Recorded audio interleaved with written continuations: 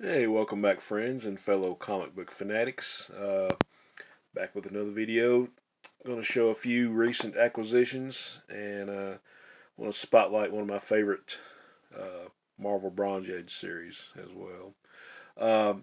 This first one I got, it's a miniseries, Jack of Hearts. I think it came out like in 1983.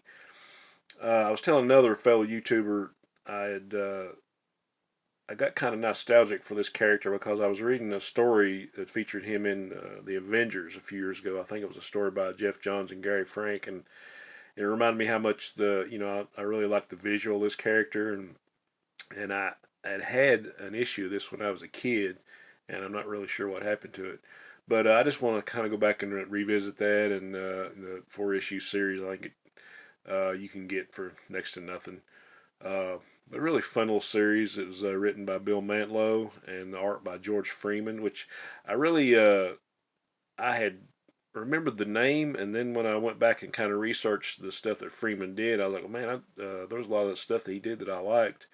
I think he was like one of the first artists on the Canadian series Captain Canuck, and he had a lot of stuff from Marvel and DC. And but I just really like the visual. I like the story and the art, and so that's why I picked this one up again. It's issue number 1. It's a really cool cover. Jack of Hearts kind of finds out his origin in this series. Here's number 2.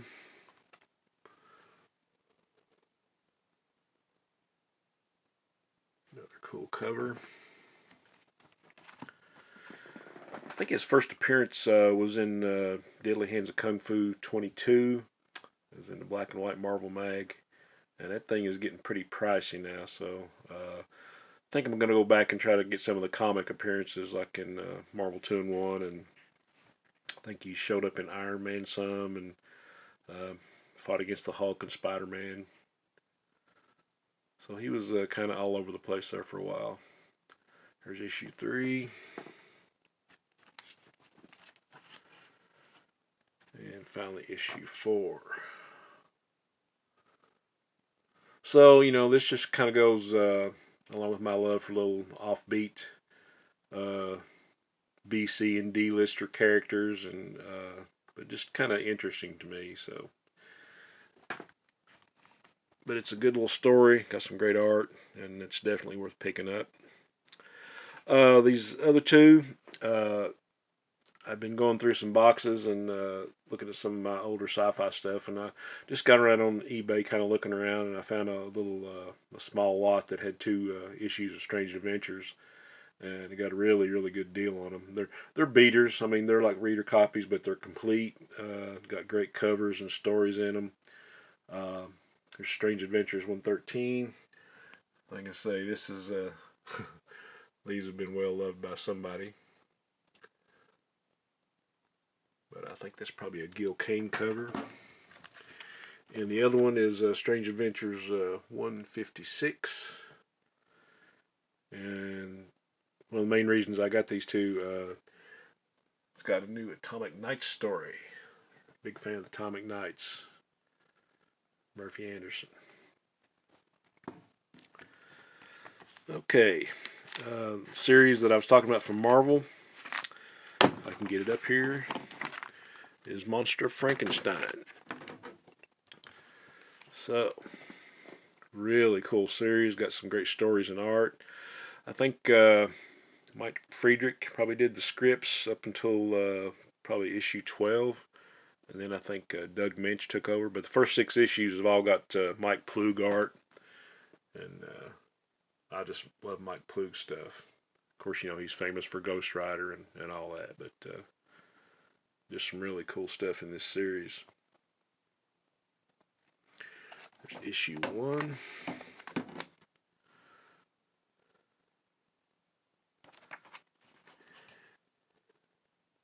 And issue 2. Man, those covers are awesome. Issue 3.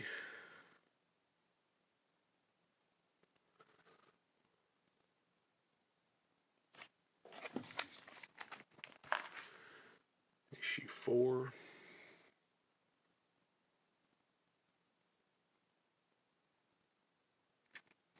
I think at some point around issue 7 or 8, they started throwing in some little 4-page reprints from like the Marvel's, you know, suspense titles and amazing adult fantasy and stuff like that. Just little, I guess, 4-page fillers to fill out the book. More Mike Ploog goodness on the cover. I really like this cover. Number 5. The Monster Walks Among Us.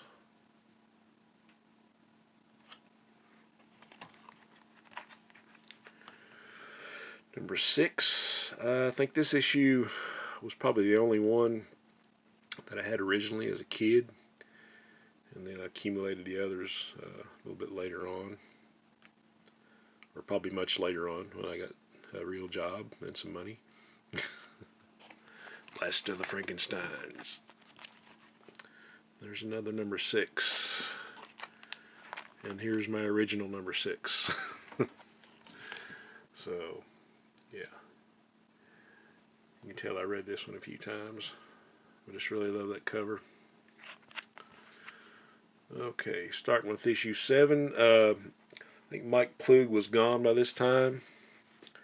But I think we had a pretty good guy to take over. Anybody heard of Mr. John Buscema? So some great stuff there. I think it's got a reprint from Adventures into Terror 16. There's a better copy of number 7.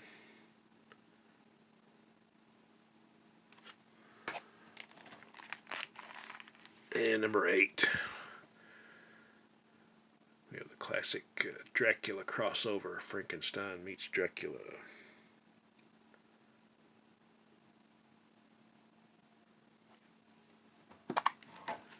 And I have another copy of number 8.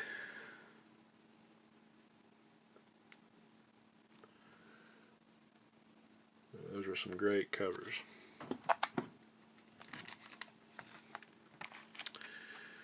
And another chapter in the Dracula and Frankenstein saga.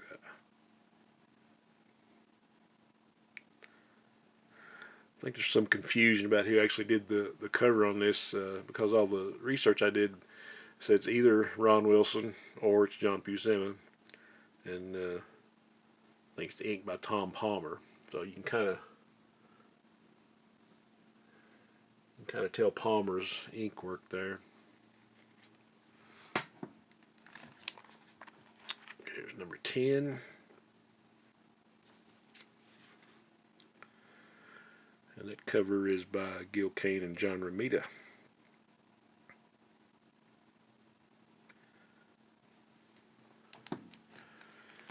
Okay, I'll show the other.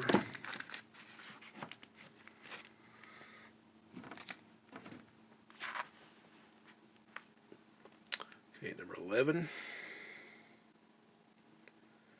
It's another John Romita cover. I think the art is by Bob Brown and our old friend Vinnie Coletta.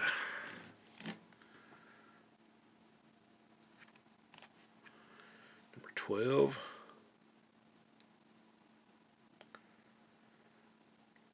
Covered by Ron Wilson and I think Ernie Chan on the inks.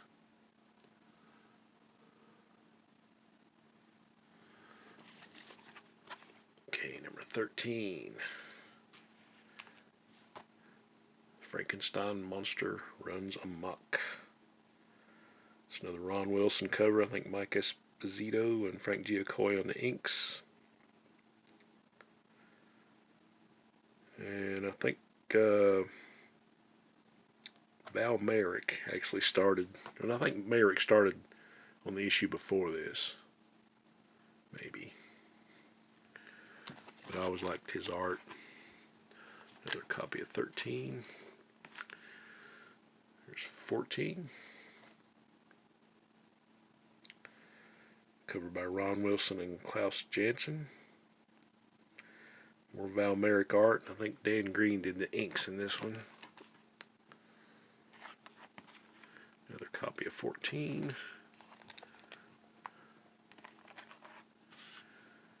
And there's number 15. Gil Kane on the cover.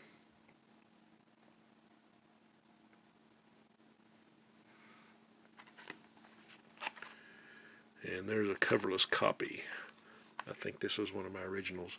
Came from someplace called King's Comics Corner. Or Castle. King's Comic Castle. Boise, Idaho.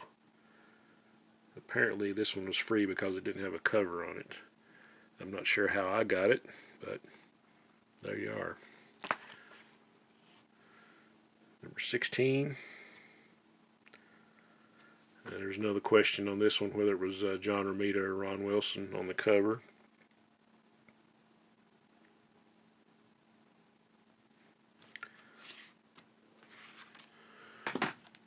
Okay, another copy of 16.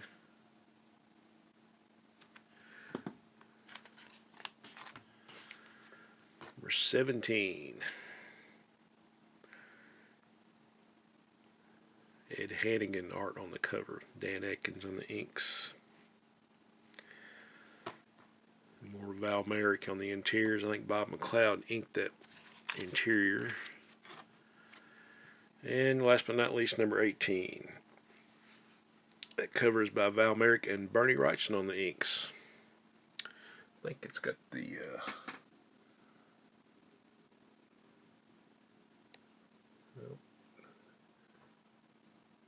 Anyway, it would focus in, but it's not going to.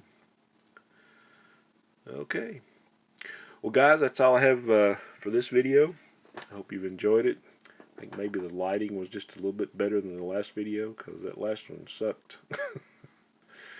But anyway, hope everybody's having a great weekend. I appreciate all the views and appreciate all the comments. I'm trying to do a better job of getting back to people on the comments. So if I haven't got back to you yet on something, have patience. So we will see you later. Onward and upward.